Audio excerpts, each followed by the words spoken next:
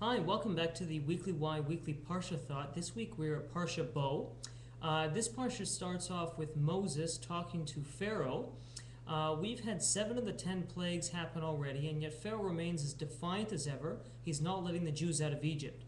He's constantly changing his mind. He says, yes, I will, and then the plague happened, and then his heart is hardened, and then he says no.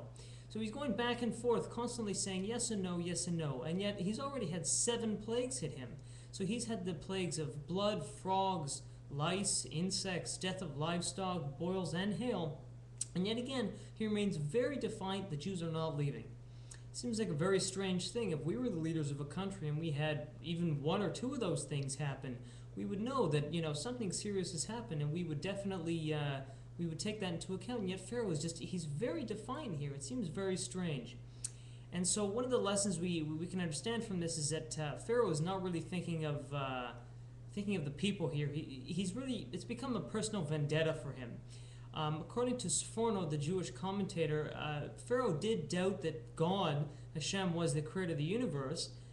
So it's not that he believed in God, but that it was a personal vendetta. It was really an attack on Moses. It wasn't a matter of protecting the people of Egypt, but it was a matter of maintaining his level of respect and prestige among the people of Egypt. He just couldn't give up. So that's one of the reasons he really stuck to his guns, and he was not going to let the Jewish people out, okay? And yet it's very interesting that it wasn't just Pharaoh, it was that his courtiers, his assistants saw this. And they saw that, the writing was on the wall, so to speak, that Egypt could not sustain what was happening. In fact, what they said to him was, how long should this one be a snare to us? Let the men go to worship Hashem, their God. Are you not aware that Egypt is lost? In other words, they saw that it was a done deal, that it was a fait accompli, and yet Pharaoh absolutely would not let it happen. He said, no, absolutely not. So it seems like a very strange thing. He was very, not just defiant, but very thick-headed. It seems like a very strange thing. Now, it's very interesting also that just after Moses had warned Pharaoh of the death of the firstborn, according to the book of Exodus, in Shemot, what happens is Pharaoh calls in Aaron and Moses, and he begs Moses to spare his life. Pharaoh was the firstborn. He begs him to spare his life so that he wouldn't be one of the firstborn who would die. So it's a very interesting thing that although Pharaoh puts on this veneer of being the tough macho guy, he's willing to sacrifice his people for prestige, ultimately he secretly, he turns to Moses and he says, you know what, please spare my life. So again, we can see that Pharaoh is not really thinking of the best interests of the Egyptians here. It's really all just about himself.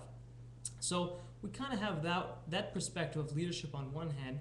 Let's compare Pharaoh to Moses, okay? Back in chapter 3 of the book of Exodus, we had Moses who was approached by God at the burning bush, and God told Moses that it would be him who would be destined to lead the Jewish people out of Egypt. And what was Moses' reaction to that? Moses didn't jump up and down and say, that's great, I'm going to have such accolades and prestige and power. He said, who am I that I should take the Jews out of Egypt? Moses, he was concerned not with his own prestige or what would people think of him, but what would happen to the Jewish people? Do I really have the skills for this? So again, we can see already the big difference between the perspective that Pharaoh and Moses had. Pharaoh was thinking only about himself. What am I going to get from this arrangement? What are the Egyptians going to give me? And yet Moses was thinking, not what I'm going to get, but what are the Jewish people going to get out of this? Am I the right person for the job? Maybe they can find somebody better. So again, it doesn't take a rocket scientist to see kind of what the significant difference and what the lesson for us is that. In terms of leadership, it's not about what we can take from the Jewish people. Certainly not. It's about what we can give to the Jewish people. It's what we can offer them. Again, to us that probably seems like pretty basic knowledge, and yet I would caution us to stop and think, if it is so common knowledge, why don't we see that among our leaders today? Not just political leaders, but all over the place. Why is this something we see? And I think it's not because we don't realize that that's what leadership is, but it's just so much easier to think about ourselves. So I'm going to leave you hopefully with a couple of very practical ideas about practical leadership that we can take from the lesson of Moses. So when we're thinking about what we can offer the Jewish people instead of what we can take them, perhaps we can think about what our skills are, what our strengths are, what we enjoy doing, what we know we would be good at, and what ways we can help the Jewish people. For example, perhaps we can be good at helping out organize a class or teaching a class. If you're not good at teaching class, perhaps you can ask a rabbi if you can help them do research if you prefer behind the scenes. Again, we talked about inviting people for Shabbat. Maybe you can help invite people for Shabbat and organize people, set them up. Again, there are 101 ideas that we can find opportunities here. If you know a great organization, Jewish organization, maybe you can help fundraise with them, get on the phone. So again, there's so many things that we can do in terms of Jewish leadership. Leadership doesn't mean you're the one who rules. It means you're the one who has the best interest of the people in mind. Okay? And again, if you're still racking your brain, if you don't have any ideas, if you can't think of what you could help do, please post a comment on the YouTube page here. I'm more than happy to answer any questions you might have.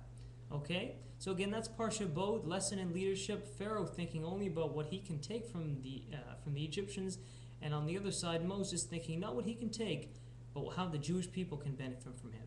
Okay? So that's Parsha Bo. Shabbat Shalom. God bless. Until next week.